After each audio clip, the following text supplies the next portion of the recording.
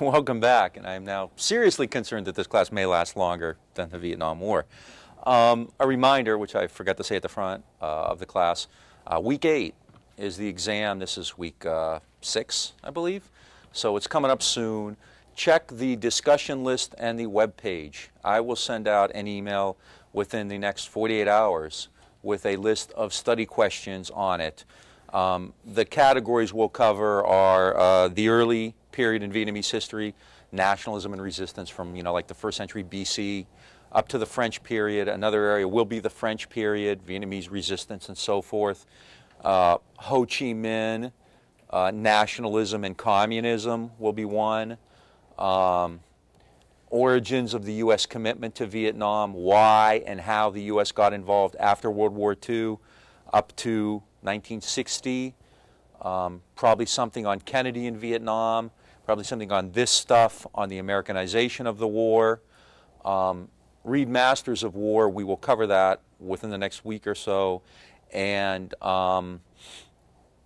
there may be a question on that as well. Now, next week will be week 7, and the stuff we do next week may be on the test, but obviously week 8 you're not going to. So make sure next week that you watch this as soon as you can. If you tape it, on Friday night, there's a test just 4 days after that, Friday night, Saturday morning, I should say.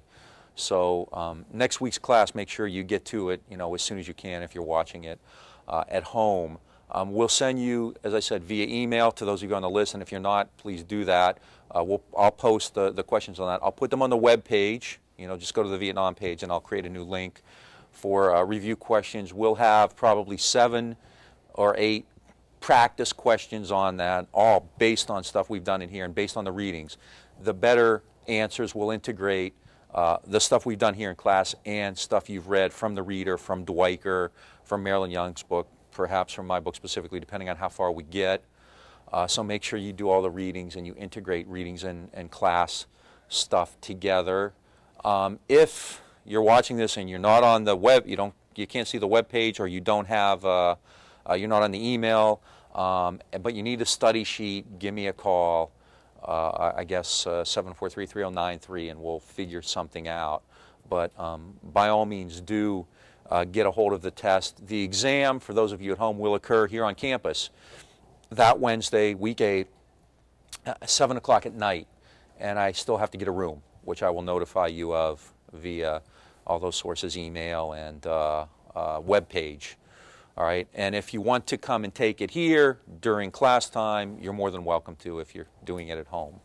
So that the questions will get out to you ASAP. The room I will get out to you as soon as possible too. That may take a bit longer because that's not under my control. So that information will get to you. If you have any questions, don't hesitate to email me or James, who I don't think you can see right now, the person who's actually going to grade most of the stuff. And both our email addresses and names and phone numbers are on the syllabus, so feel free to contact either one of us with any questions or concerns you have. Okay. So having said that, let's keep going and talk about the Johnson approach to Vietnam. Not only does Johnson stay the course, but he actually begins to raise the stakes on Vietnam. There is a movement by late 1963, early 1964, within the U.S. policymaking circles to do something sooner rather than later, because as McNamara had pointed out, within 2-3 months, the stuff's going to hit the fan and we'll be up the creek, to mix a bunch of metaphors. So beginning late 63 and into 64, you start to see recognition that there's a real crisis on hand in Vietnam. Maxwell Taylor, who is now the chair of the Joint Chiefs of Staff, points out that the U.S. has made a commitment to Vietnam and really needs to follow through on this. Taylor suggests, in fact, that the U.S. assume, hopefully temporary, control over the ARVN to really kind of get control of Vietnam, because Vietnam, the Vietnamese, the Southerners by themselves, the ARVN and the government in the South aren't doing it. They're not up to the task. This is Taylor's advice. We take control over the ARVN. We start cracking the whip on them. We put pressure on them to stop infiltration, to fight more, to conduct air strikes against the North. And perhaps, Taylor says, we should even commit U.S. forces, quote, as necessary in direct actions against North Vietnam. Taylor, as you'll see in Masters of War's all over the place. At one point, you know, he's kind of bellicose and ready to fight, and another time he points out how futile and pointless it all is. So he's kind of all over the place. But in late 63, he's kind of taken a hard line. McNamara does the same thing. McNamara, Taylor, everybody really is aware of what the situation is like in Vietnam, but they tend to ignore their own warnings, their own appraisals.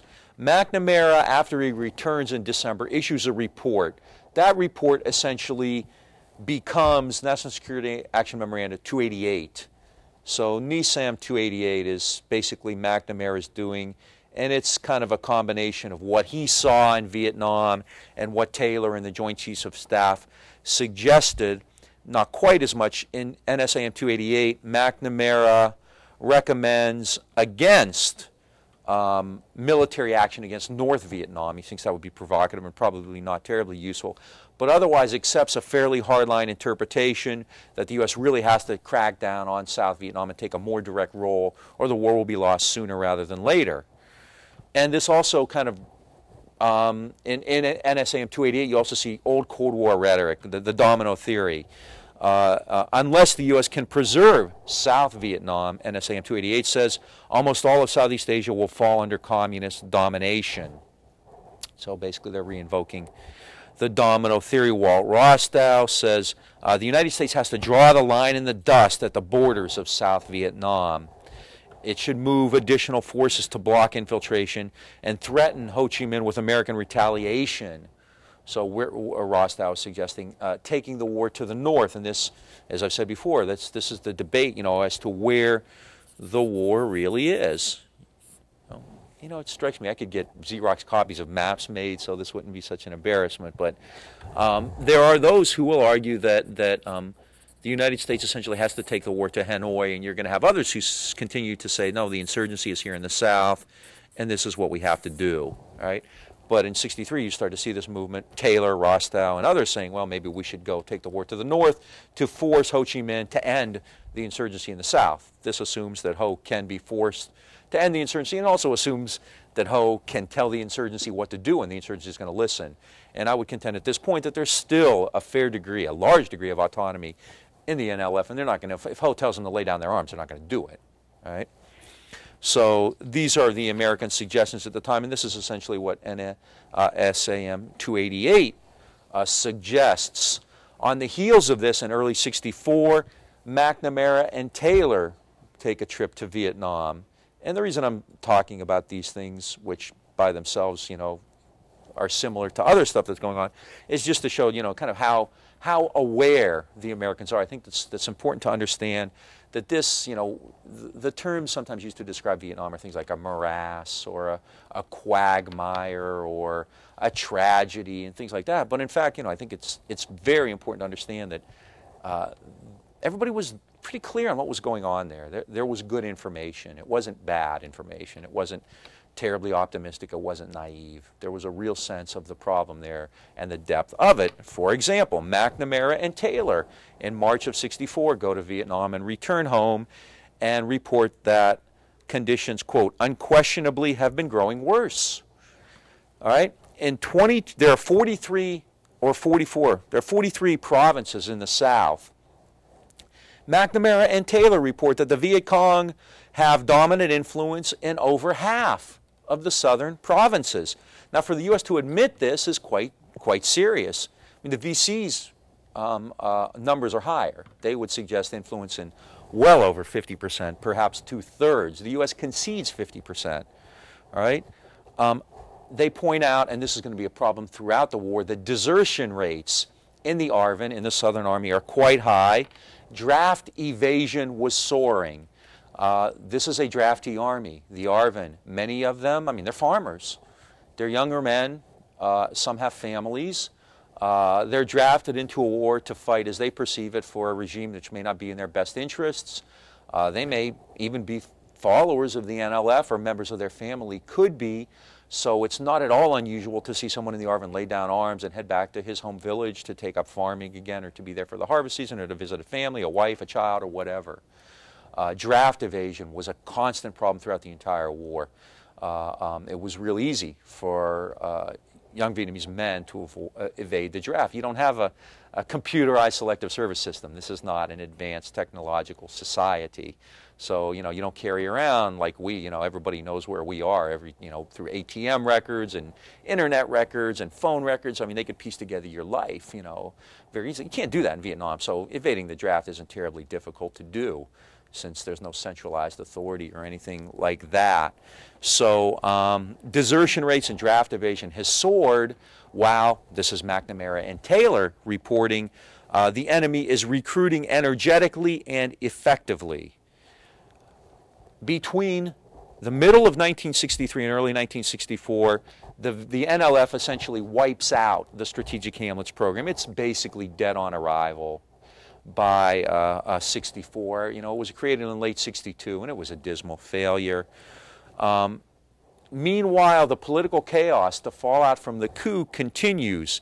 And in fact, between November and March, this is not even 6 months, 35 province chiefs had been replaced. 35 out of 43 province chiefs have been replaced since the coup. Imagine if, what's that, 3/4? Imagine if 75 senators were suddenly replaced, in Washington, D.C. within a 5 or 6 month period. It's a fairly significant turnaround. And so this clearly indicates some pretty high level of instability. So this is the McNamara-Taylor report. It's pretty bleak. No one can say we didn't see this coming.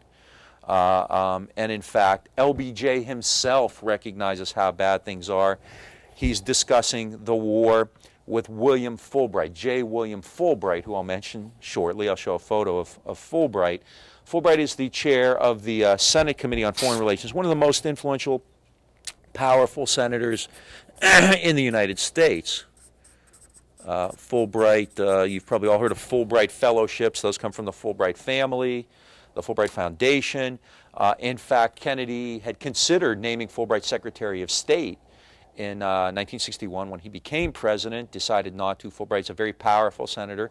Fulbright's an old Cold Warrior, and at this point, 63, 64, he's a supporter of the war in Vietnam, and so he and Johnson get together, and they're discussing this on the phone. And Johnson says, the only thing I know how to do is more of the same and to do it effectively. LBJ is kind of agonizing with Fulbright and says, I can't withdraw, I can't neutralize, I can't send in combat troops that might be bogged down in a long war against the North Vietnamese or the Chinese. So what can I do? Basically keep doing more of the same. So LBJ realizes how bad the situation is too. All right? So on the heels of the McNamara-Taylor report, there's a real sense that the situation in Vietnam is quite bad.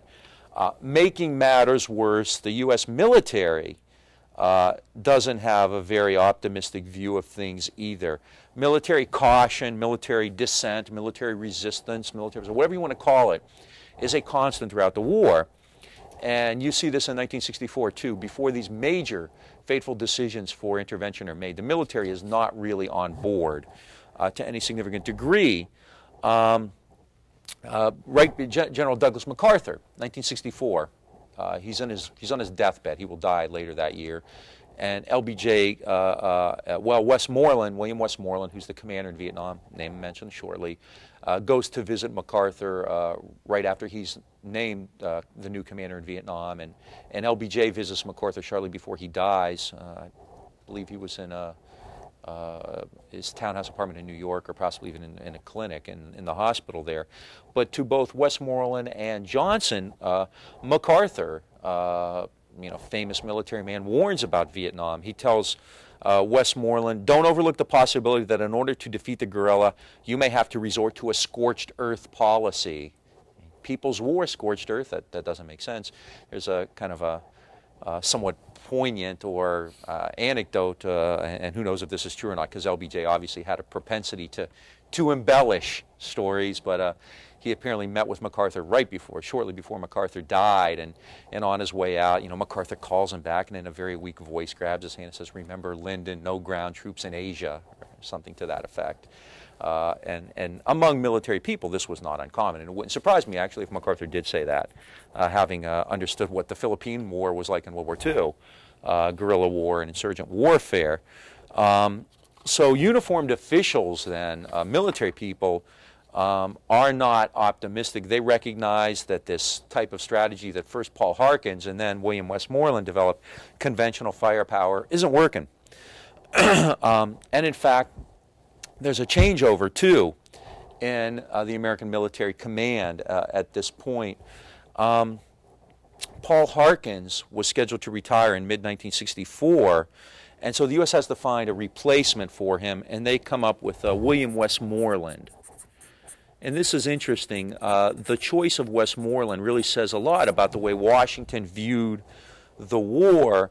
Westmoreland was not, I don't want to say he wasn't a popular choice, but by no means was he an easy choice as far as the military was concerned.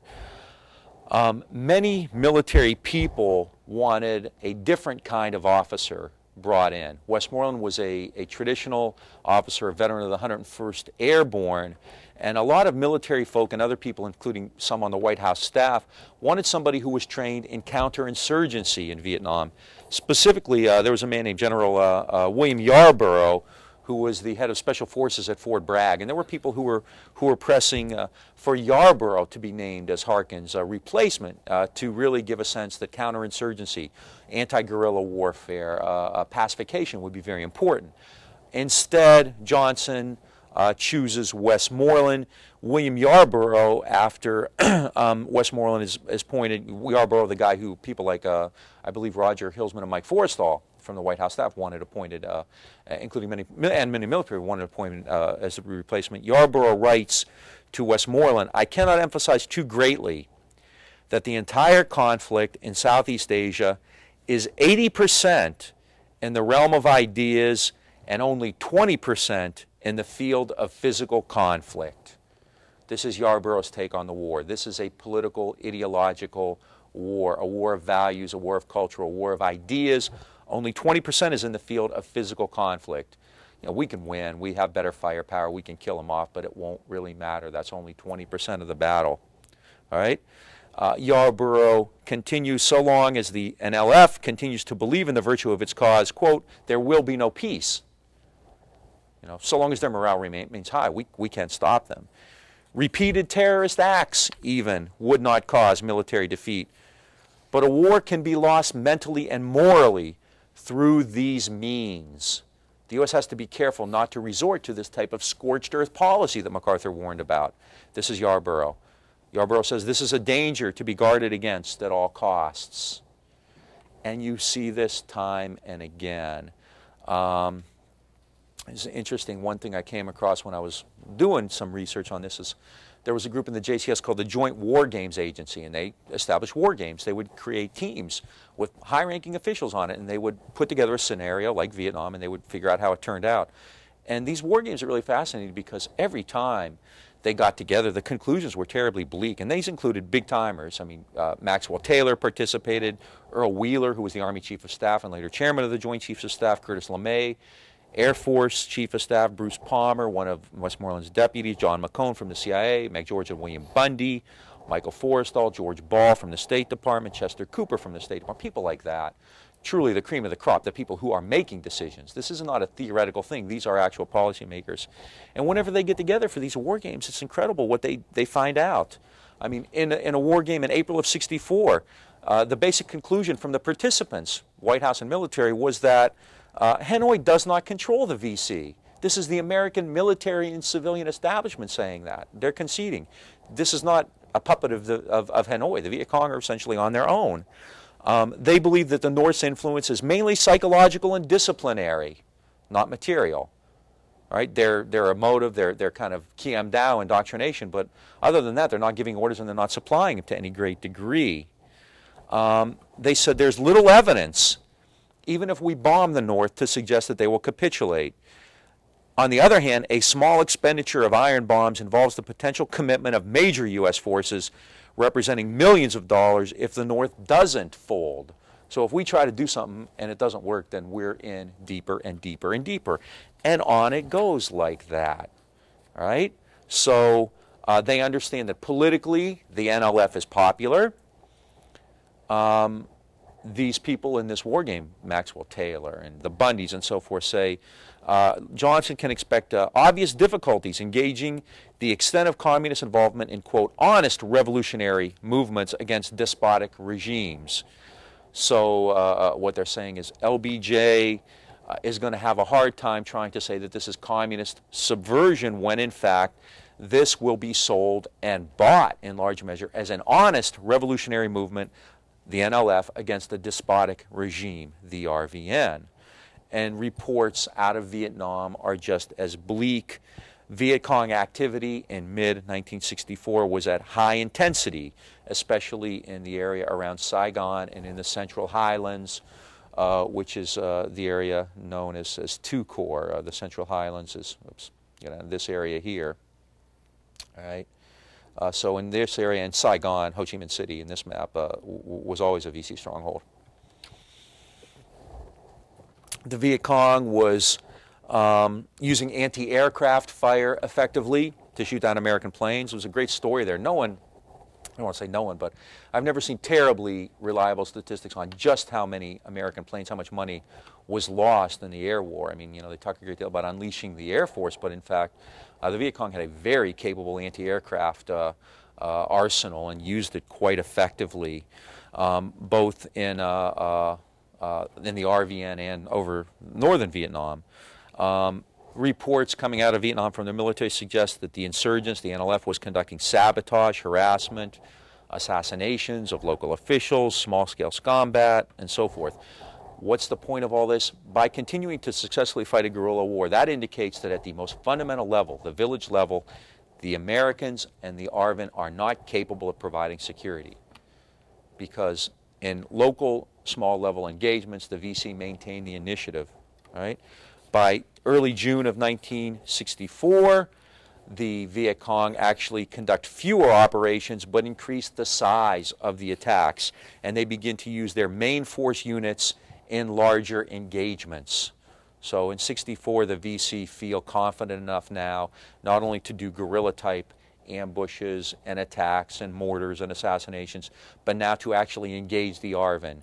This is a guerrilla main force unit against a conventional army, and they're doing well, they're winning, right? Which indicates a real problem then. Right? So then the enemy has some obvious strengths, as the military and others point out.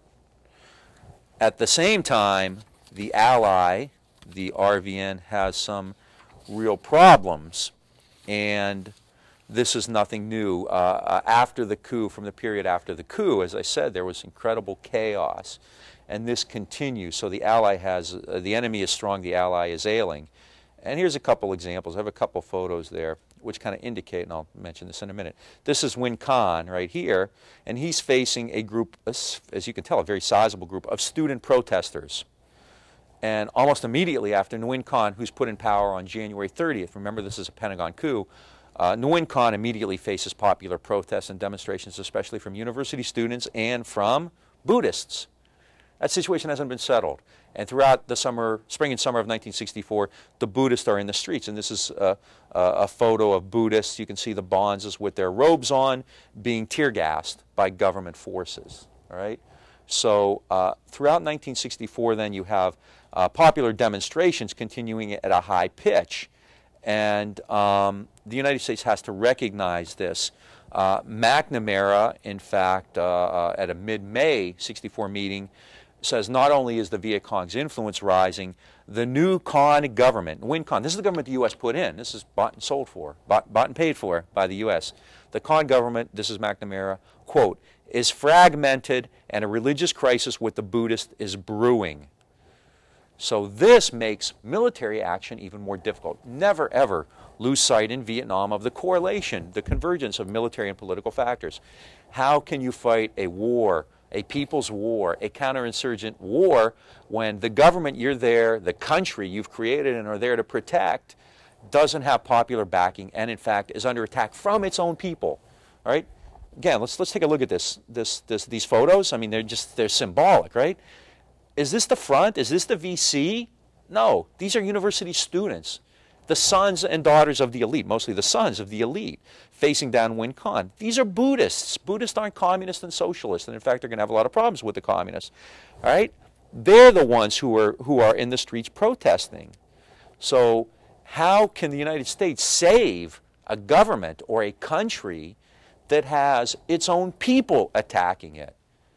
Right? I mean, to suggest somehow that the Viet Cong have come in and undermined the society is just not right, because these are internal attacks. In addition to that, these coups, they're not staged by the coups aren't Viet Cong inspired coups, they're army coups. This is the government tearing itself apart. It's cannibalism. So always keep that in mind. The political situation in the South is so incoherent, and chaotic for so long that the enemy really doesn't have to wage much of a war to gain success. Politically, there's no contest, and the United States is imposing itself in a war that politically it really cannot win, because the people it's supporting do not have not been able to develop political stability and don't really have a popular backing there. So the United States doesn't have a whole lot of options. It can do what it does, which is essentially try to kill off the enemy and buy time and hope something happens. I mean, this old mantra about reform comes back and bites them. They've been talking for so long about reform, never took it seriously, essentially gave the Vietnamese leverage. You know, they knew that Diem wasn't going to reform, and Diem knew the U.S. wasn't going to pull the rug out. Well, they're essentially now victims of their own creation, and the RVN has the power now in this relationship. The U.S. basically is forcing Vietnamese leaders to stay in this thing. They're negotiating governments of reconciliation. They're making overtures to the NLF, and it's the Americans who are afraid peace is going to break out. And they're putting pressure. I mean, they facilitate the overthrow, first of Diem to a small extent, and then to a huge extent, Duong Van Minh, Big Minh. Why? Ostensibly because they were talking peace with the NLF, and the U.S. did not want to see that.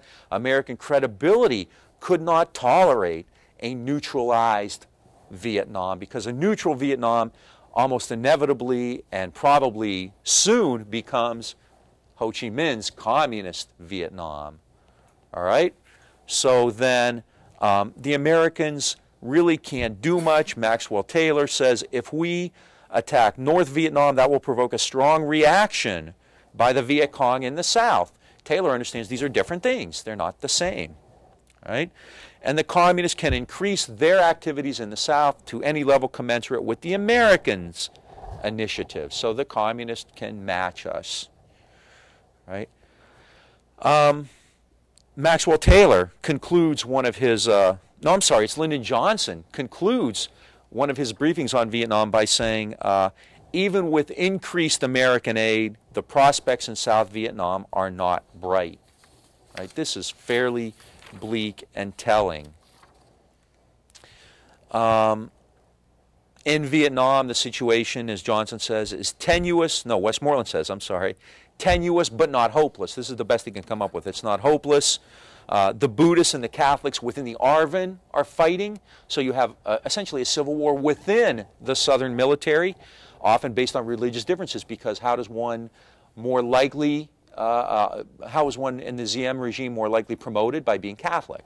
So Catholics tend to have influential positions in the ARVN, and so the Buddhists, this is Westmoreland, the head of the American military, saying, the political situation in the South, quote, resembles the most absurd opera bouffe, with the Buddhist-Catholic tensions and infighting among junta members making it impossible to achieve stability. This is Westmoreland's evaluation of the Allies' ills. So you have, nothing that's terribly promising in a situation like that. So then by mid-1964, the U.S. military is very cautious based on its objective analysis of the enemy's strengths and the Allies' problems. All right? So 64 is a real critical time. I mean, I think LBJ basically is hemmed in anyway. I mean, I think once he becomes president, he really can't reverse course. Like I said, I'm not sure once the U.S. Approved of the French return in 45, 46, it really could have done much different than what it did in Vietnam. You know, I don't know about this turning point or last chance for peace and all that. I think sometimes we hype that up. But I think, you know, once LBJ comes in, he's not going to do anything different. Perhaps Kennedy could have, I don't know. But LBJ really can't. So 64 then, I mean, it's critical, not in the sense that a decision is going to be made, because I think it's already been made, but it's critical in the sense of how the Americans are going to go about doing what they've committed themselves to do. The U.S. is committed now to preserving some kind of anti-communist government below the 17th parallel. All right, this is the U.S. job now. It has to keep this free. It has to keep this allied with the United States. It cannot allow this area of Vietnam below the 17th parallel to become communist or neutral or whatever. All right, so, but it's from 64 on then, this decision I think is already, that's in the can. 64 on becomes important. How are we going to do it? Are we going to take over? Are we going to let the Vietnamese do it? Are we going to give them air power? Are we going to give them support? Are we going to send troops in to fight? And so from 64 to 65, in a fairly short period, you have major decisions made. And that's transformative. That's transformative. There's a real transformation there. You know, you've already made the decision to save, but you've gone from a somewhat limited role in, let's say, mid-64 to an American war in early 65. So you've gone from a position where American advisors and American firepower, American technology is involved to American soldiers actually fighting. And this occurs fairly quickly. So this is the transformation there. So Lyndon Johnson then has to face up to this. But at the same time, there are all kinds of political factors going on at home that he has to deal with. Johnson receives these reports from Taylor, from McNamara, from people in the field. He reads about it in the New York Times. David Halberstam and Neil Sheehan, as I pointed out, are getting fed information by John Paul Vann and other advisors talking about how the situation is pretty bad in Vietnam. So Johnson's aware of what's going on there, and he's not terribly thrilled about it. But Johnson also believes he's hemmed in by American politics, and he tends to embellish his own role in all this too. He sees that the reports in the field are bad. The New York Times is saying very bleak things. Even people who are urging escalation do not guarantee any level of success whatsoever. But he says he doesn't have a choice because political factors are overriding, and Johnson always invokes Harry Truman and China in 1949, which we talked about in the first or second week. Remember how the Democratic Party and Truman were blamed for the loss of China, as if they owned China at some point.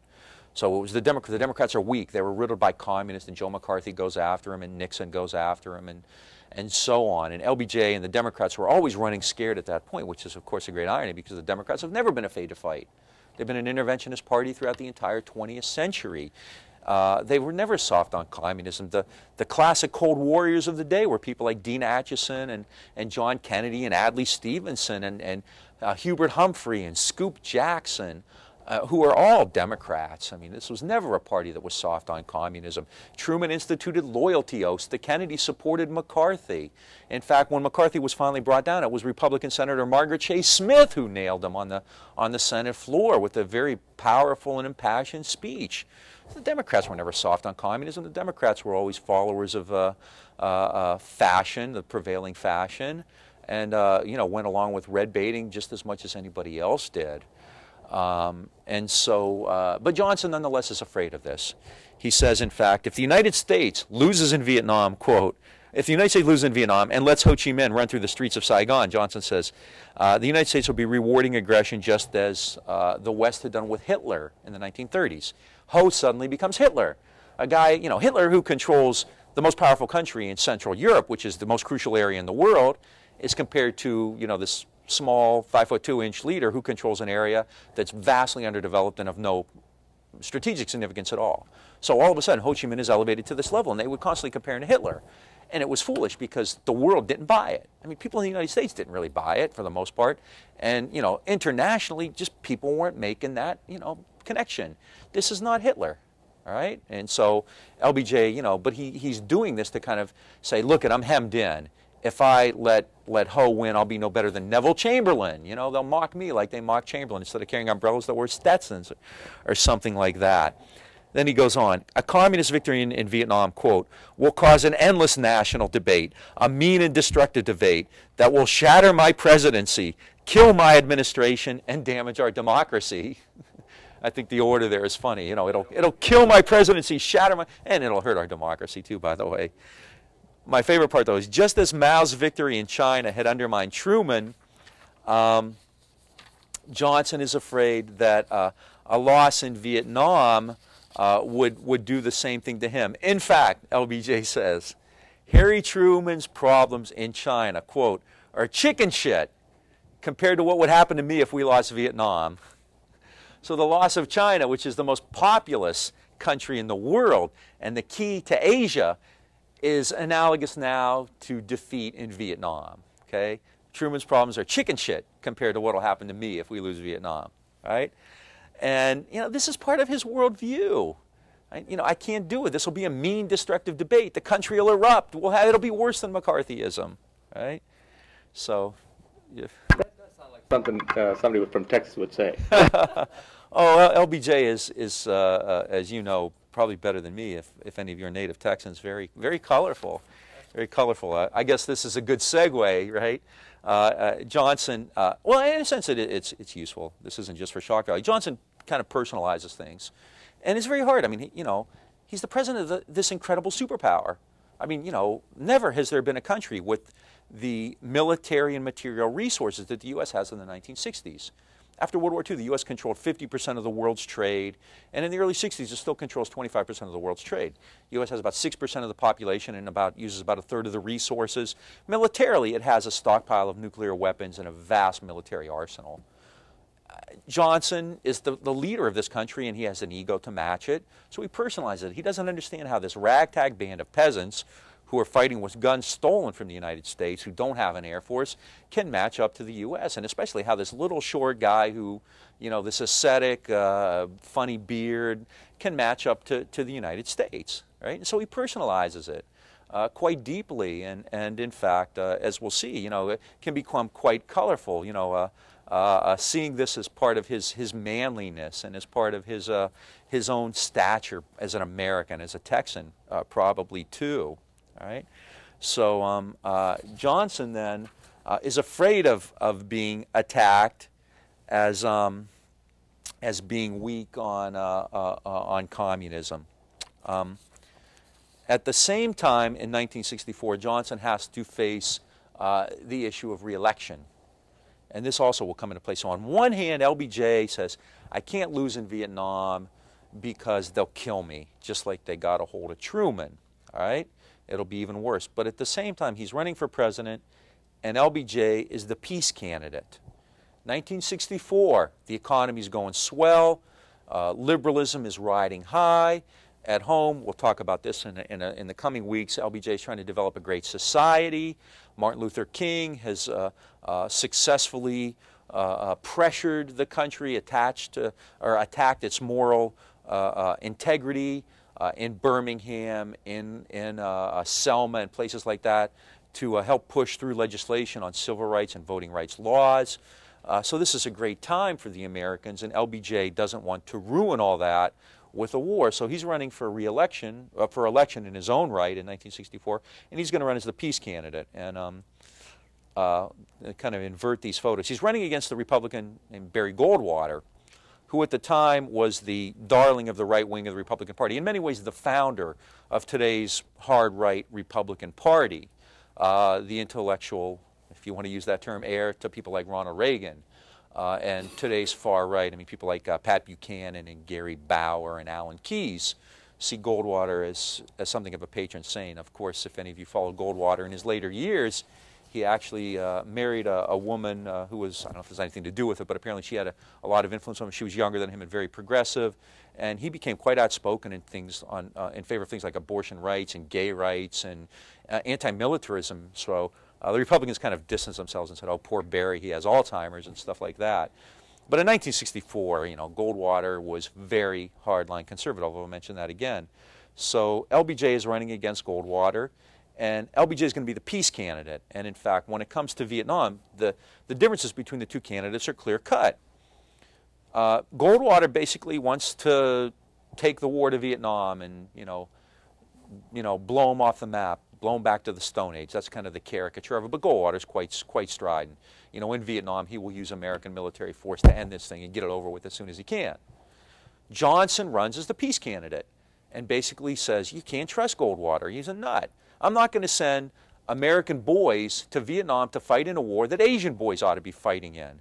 And Johnson has, I still think, the most powerful political commercial I've ever seen. And if you've ever seen it, and it ran once. It's a photo of a young girl picking daisies, counting to 10. You know, picking the petals off of a flower. 1, 2, 3, and all of a sudden it flashes, and you hear a countdown: 10, 9, 8, and you see a mushroom cloud go up.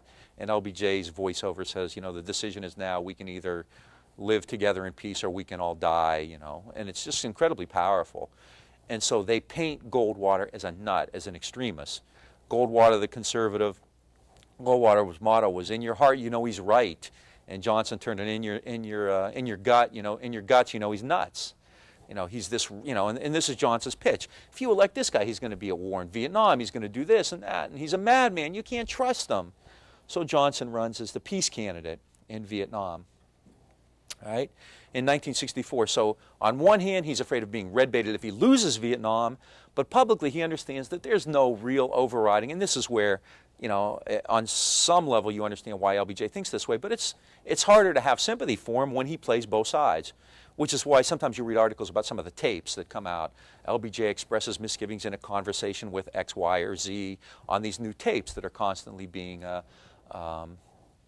opened up to the public, declassified at the LBJ library. Johnson will say anything to anybody at any time. So on one hand, you know, Truman's problems were nothing compared to mine. It'll kill me if the Vietnamese win this war. And on the other hand, he tells the American people, we're not going to fight. I guarantee you, we're not going to fight in Vietnam. I mean, Woodrow Wilson said that in 1916. Franklin Roosevelt said that in 1940. And what did both of them do the next year? Okay? LBJ does the same thing. All three are Democrats, the party that's soft on communism, right? So this is LBJ's trying to have it both ways. Oh, I can't lose Vietnam because they'll kill me. On the other hand, I won't send American boys to fight in Vietnam. So he's going both ways. At the same time, the situation in Vietnam is changing too. American policy is essentially stagnant. Earl Wheeler, who is the Army Chief of Staff later, soon in 1964 to become the chairman of the Joint Chiefs of Staff, says the political situation in South Vietnam has steadily gotten worse. The government has gotten weaker. A clear recognition of the problems the U.S. has. So it's time for a change, it seems, and a new group is brought in. And the keys to this, the key people in this, as I said before, were William Westmoreland and Earl Wheeler. Here's a picture of Westmoreland here, and in addition to that, this is kind of like the American team in Vietnam. This is Westmoreland, the military commander, and this is also a photo of Walt Rostow, Dean Rusk, and William Bundy. And these are three hawks. All right, these are military hawks, along with George Bundy and McNamara. They are the real core of the policymaking group, and they are five hawks. They are responsible for Vietnam far more than anybody in military uniform is, far more than Westmoreland is, who's essentially taking orders. So this is the American team in Vietnam. And the key players there militarily on the ground are William Westmoreland and Earl Wheeler. And I just briefly want to mention this because this says a lot about the way the Americans are perceiving the war in Vietnam. As I mentioned before, when Westmoreland was appointed, there were a lot of people within the military who were upset or disappointed, at least, by that, because they thought somebody with a background in counterinsurgency, pacification, people's war, guerrilla warfare, whatever, should have been appointed. Westmoreland had become kind of a favorite of JFK. I don't remember the circumstances they met at West Point. I believe Westmoreland was commandant of West Point around 1960 or 61 and met Kennedy then, and Kennedy took a liking to him, and so they converged at that point. And so Westmoreland moves through the ranks.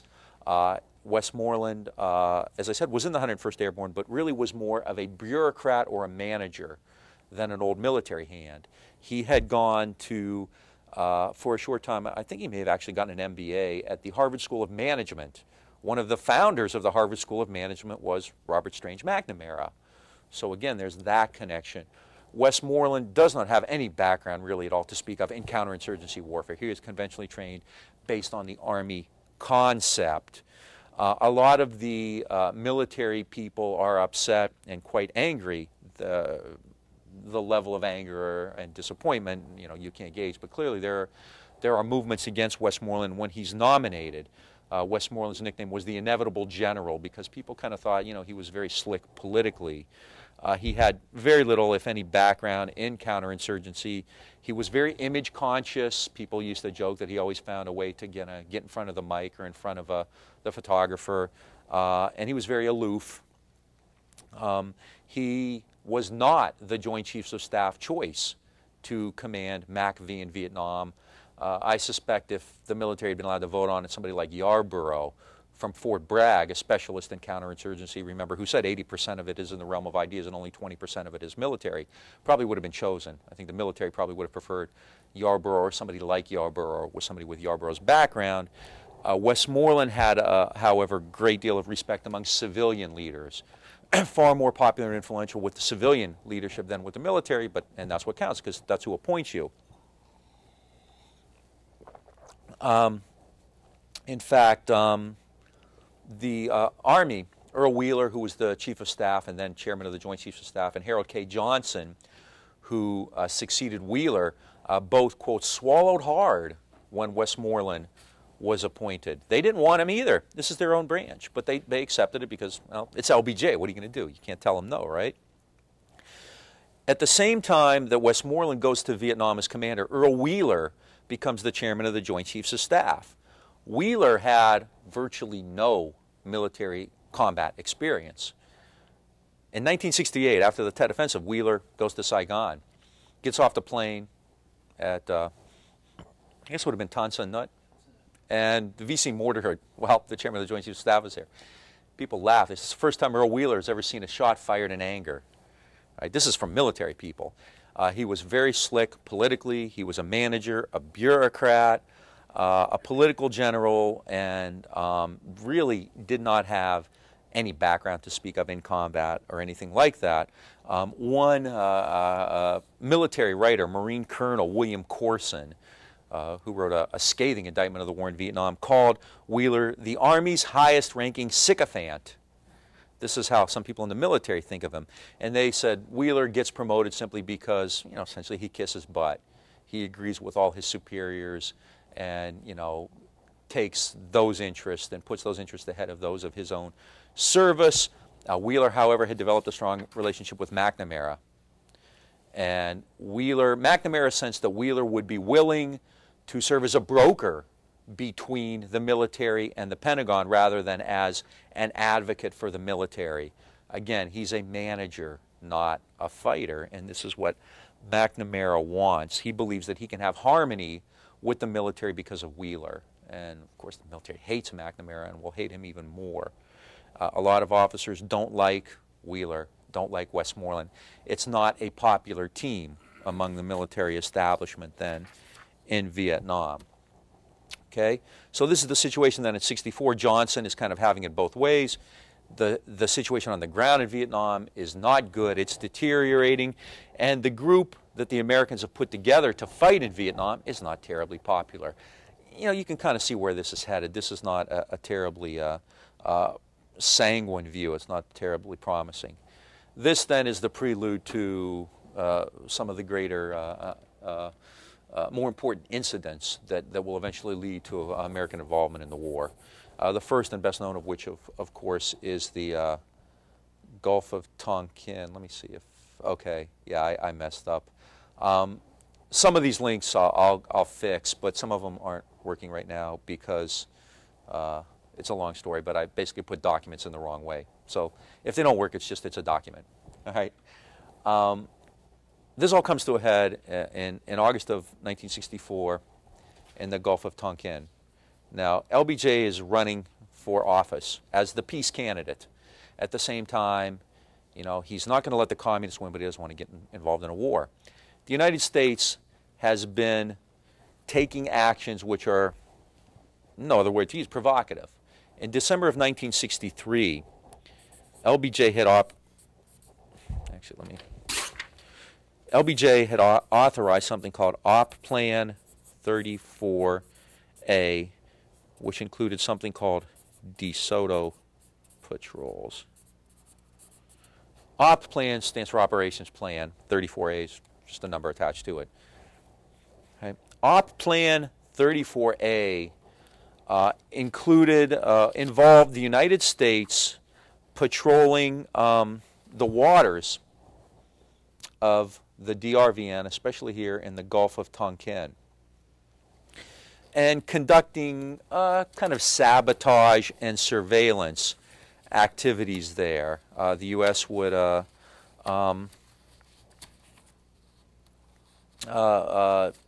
bring, for example, South Vietnamese soldiers and try to infiltrate them into the north where they would conduct surveillance. The U.S. puts listening devices, you know, in Vietnam. It goes up and down the coast of the north, conducting surveillance and does things like that. So 34A operations then constitute, what's the term, progressively escalating pressure on North Vietnam.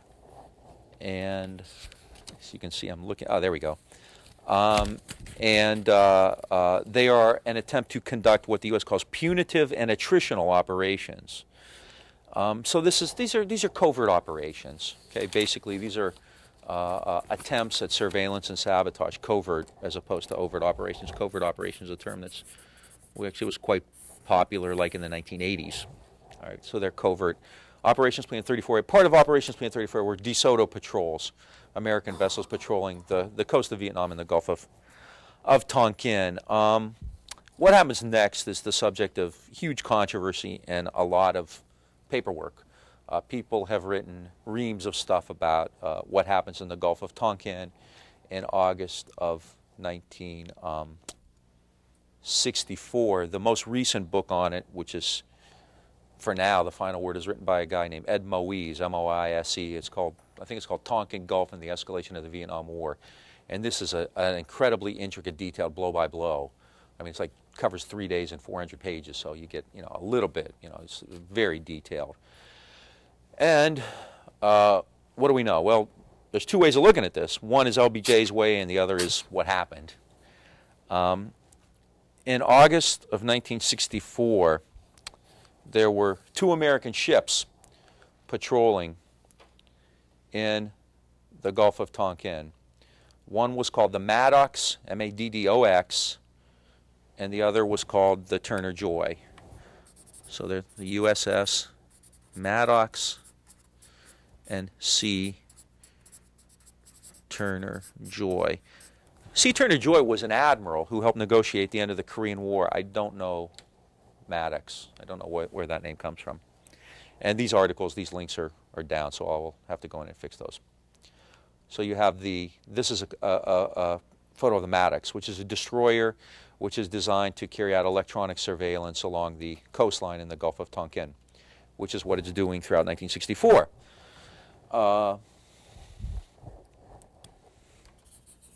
Okay, so let's say this is Tonkin, the Gulf. According to international law, area from your coastline to 12 miles out is your country's territorial water, right? Beyond that, international waters. But within that 12-mile area, you control access. And so if another country wants to come in to that for trade or whatever reasons, they have to have your permission to do so. There's no question that DeSoto patrols are clearly within this 12-mile range in the Gulf of Tonkin. And they're doing this repeatedly, and they're dropping surveillance and so forth.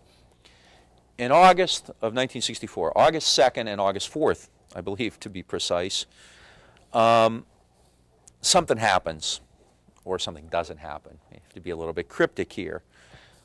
Reports come back on August 2nd from the Maddox and Turner Joy that North Vietnamese torpedo boats have fired upon them.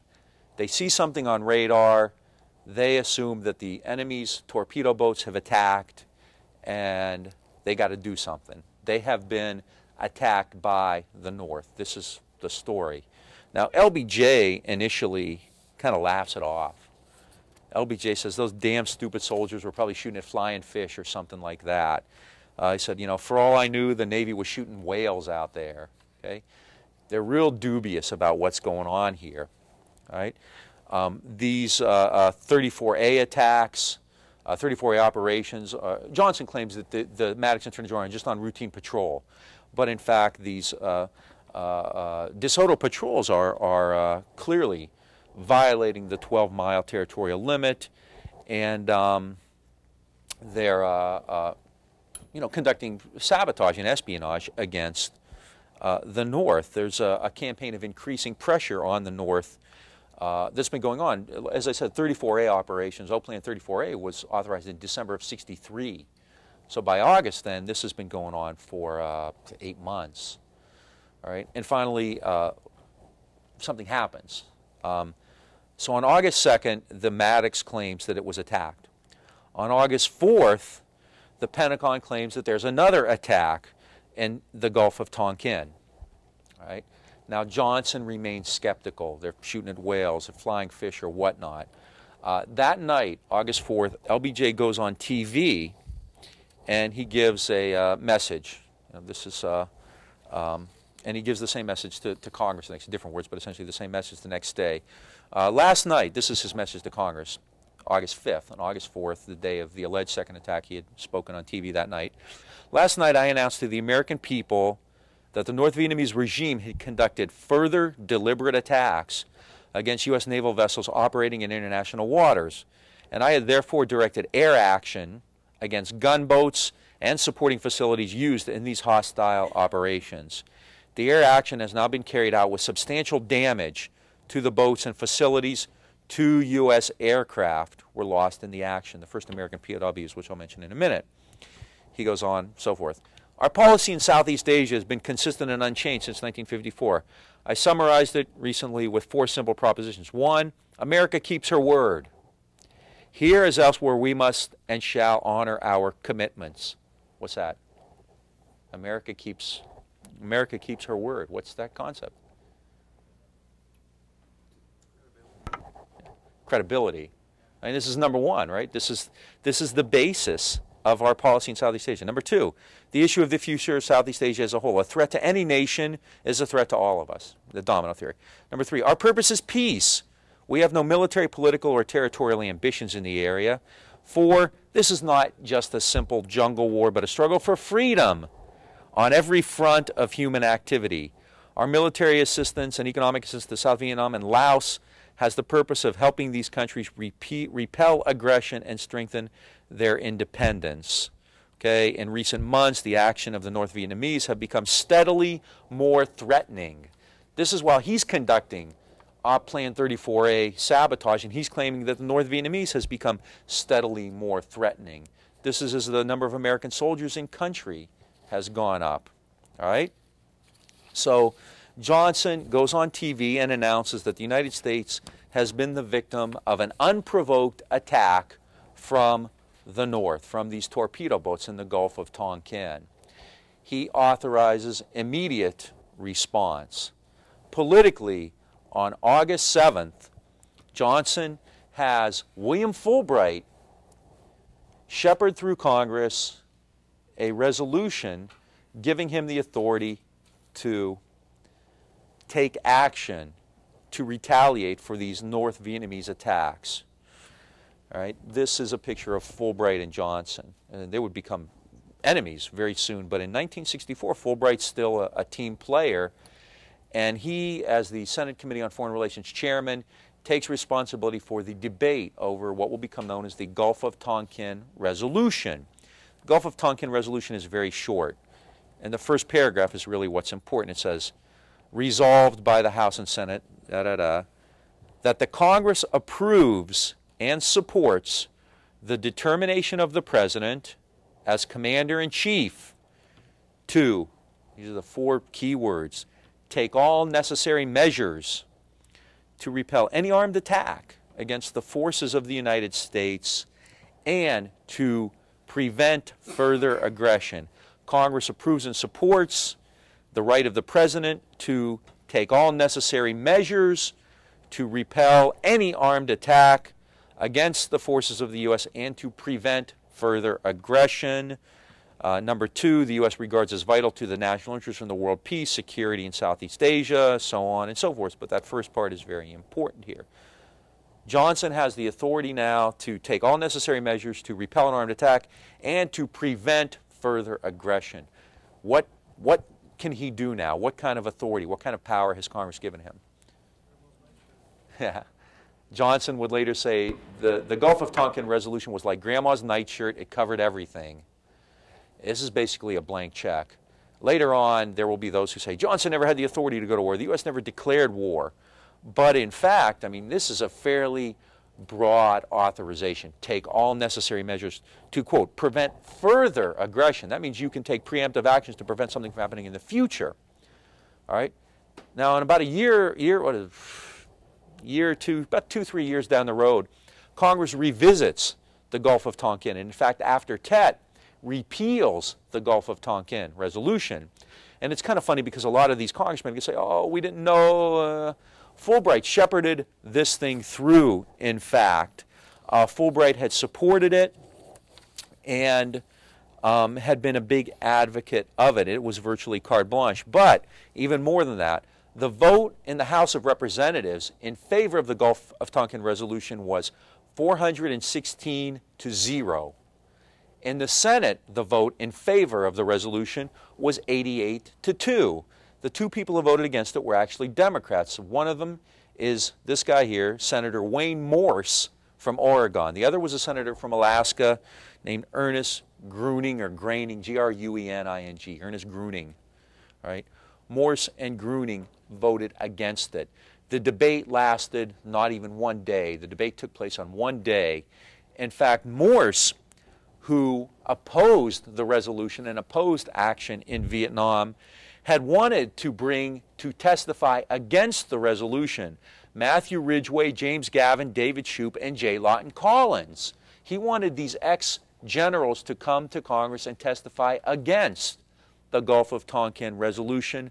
Fulbright, who would later claim he was hoodwinked and tricked, refused to allow Morse time to bring in dissenters. He allowed no debate on this. So the Gulf of Tonkin resolution then was overwhelmingly supported by LBJ and essentially becomes his political basis for waging war. There was never a declaration of war. I know you've read a piece by Harry Summers in The Reader, and one of Summers' major contentions is that the major flaw was that the U.S. never declared war. You know, a declaration of war would have mobilized the country and so on and so forth, and then everything would have been different, you know, like World War II. But in fact, you know, if you read the Gulf of Tonkin resolution, I mean, it's fairly clear-cut. Take all necessary measures.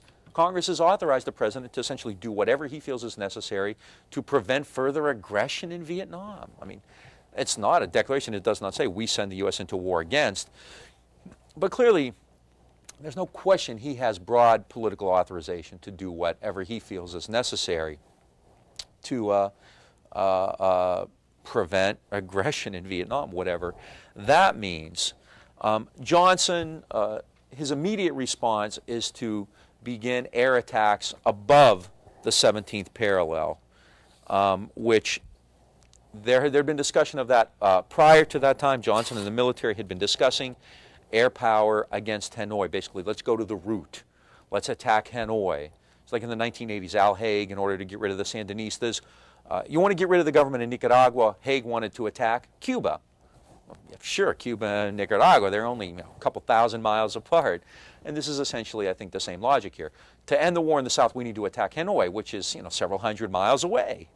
All right? But finally, Johnson uses Tonkin as the provocation. All right? Now, there have been plans for air attacks on the north for some time, and essentially Tonkin becomes the justification for it. The most recent work by people like Ed Moise, especially, and others, indicate fairly conclusively that on August 2nd there was absolutely no attack. The whole thing was contrived. And on August 4th, there was a DRVN torpedo boat in the area, but there's no real indication that it fired on an American ship. James Stockdale, who became famous, was in '92 as Perot's running mate, was actually the first American flyer to fly a reprisal mission, a bombing mission, after Tonkin. And Stockdale, to this day, swears nothing happened. There were no enemy ships in that area firing upon U.S. ships. There were DRVN torpedo ships in the Gulf of Tonkin. I mean, it was their territorial waters. They were allowed to be there. But Stockdale claims to this day that the Americans, there were no shots fired. That, in fact, there were all kinds of squirrely things going on. The radar wasn't as sophisticated as it would be later. There literally were schools of fish in the area, and no indication whatsoever that there actually were American attacks in that area. Nonetheless, Johnson uses this as his excuse to begin air war against the North. This will evolve into Operation Flaming Dart.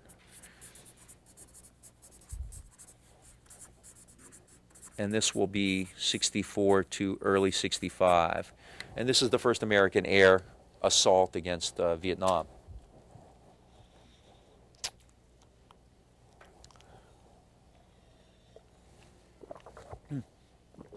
Yeah. Do we know enough about the provocation of the Spanish-American War to compare, was it the Maine incident to this incident? It sure seems like there's some parallels. Yeah, the Maine, I mean, it was a boiler that blew up. It wasn't, the Spanish didn't blow it up. And in fact, the Army knew that immediately. But the media jumped in and blamed the Spanish when, in fact, everyone knew. The engineers from the beginning knew what had happened. So, yeah, it's, I mean, in that sense, the media was more responsible. But, yeah, it's clearly the same thing. You touch on, and in Vietnam, you'll see this time and again. To kind of get ahead, one of my favorite stories is in 1965, Mac George Bundy is in Pleiku, which is in the Central Highlands, not terribly far from Cambodian border, actually. And he's at a base there. And while Bundy is at that base, the VC attack. I'll tell you this again probably next class. And as a result of this attack at Pleiku, while Bundy is there, Johnson unleashes the next phase of the air war, which is Operation Rolling Thunder, and basically blames it on the VC for the attack at Pleiku. And Bundy later says, my favorite line, Pleikus are like streetcars. What's that mean? Pleikus are like streetcars. If you're waiting for a bus and you get there late, what do? You wait because another one's going to come along in 20 minutes, right? So Pleikus are like streetcars. Yeah, this is our justification for fighting in Operation Rolling Thunder, but we'd have found something else. And this is essentially, you know, the U.S. has these contingencies on board, and they're basically waiting for something to happen. And Tonkin's good enough. You know, something else would have come along. So, I mean, that's one reason, you know, I try not to embellish events, because quite often they, you know, something else could serve the same purpose. I mean, Tet's probably different. Tet's huge. Dien Bien Phu was big. You know, those are huge. But things like the Gulf of Tonkin and the escalation of the war, whether the attack occurred or not almost becomes secondary. I mean, the U.S. clearly was planning on doing something because, why? Because the situation in the South was so bad, it really has no choice. It has to take some kind of decisive action. Yeah. But what Gulf of Tonkin did do is cut off debate the way it was done. Oh, absolutely. And I guess thinking back on it, the vote was 98-2 in the Senate. The vote was unanimous in the House. 416-0, yeah. Right, and the Democrats controlled both the House.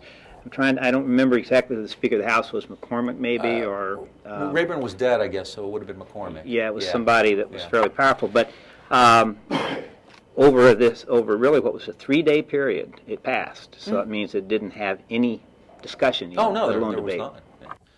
You know, you're right. Absolutely. I mean, you know, the second attack allegedly occurs on the 4th. Johnson goes on TV the night of the 4th, addresses Congress on the 5th. I wish I knew what days of the week this was. And then the vote's on the 7th. So you're right. Within 72 hours, this whole thing unfolds. This leaves no time for debate. The New York Times and the Washington Post jump on the bandwagon, and they're fully behind it. You know, Morse and Gruening are the only dissenters. and they're just shut off. So you're right. I mean, no, it's in that sense it is important. It's a good. It's perfect in that regard because the U.S. becomes the victim of aggression, and no one talks about Op Plan 34A. No one talks that this is an ongoing thing. No one discusses the violation of territorial waters. Those things aren't really in play at all. At the same time, there wasn't much debate on Vietnam otherwise. I mean, Johnson saw political capital in attacking Goldwater as being nuts, but by and large, Americans, they think what happened with the Buddhists was terrible, but the popular knowledge of Vietnam is still not great. But you're right. I mean, there's no debate on it, but I'm not sure, even without Tonkin, there would have been, and the Tonkin cuts off the debate for a very short time, because by early '65, you're having teach-ins, and you're starting to see people like Hans Morgenthau and military officials and folks like that coming out against the war. But you're right. I mean, in that regard, the debate was a sham. It was a joke. And for Fulbright later to claim he was somehow hoodwinked is farcical, because if you ever read the debates, Fulbright pushes it through, and Fulbright, would say, well, we didn't mean to give Johnson all this power, but in fact, if you look at his testimony during the very brief debate, if you want to call it that, on Tonkin, Fulbright very clearly says this is what this means. And essentially, Fulbright says, yeah, it means the president can do whatever he wants. So in that regard, yeah, the later complaints were a sham. Okay, so the U.S., the first attack absolutely could not have, it's almost certain did not occur. Not likely the second one did, right? I guess I don't like to get bogged down in this too much, because I think you start to deal with minutia, whether they attacked or not, and you lose sight of the much bigger picture, which is U.S. policy in Vietnam, deliberate provocation, the need to somehow find a way to justify intervention, to justify air power, and so forth. And clearly, Tonkin is very important in that regard. So the United States sees an opportunity there, and it responds, first through air power. And this leads, as I said before, to, remember Johnson in his speech says 2 American planes were shot down. This is the first American POW, ironically an African-American named Everett Alvarez. There's a documentary out this year, 1999, if this is ever shown for future generations.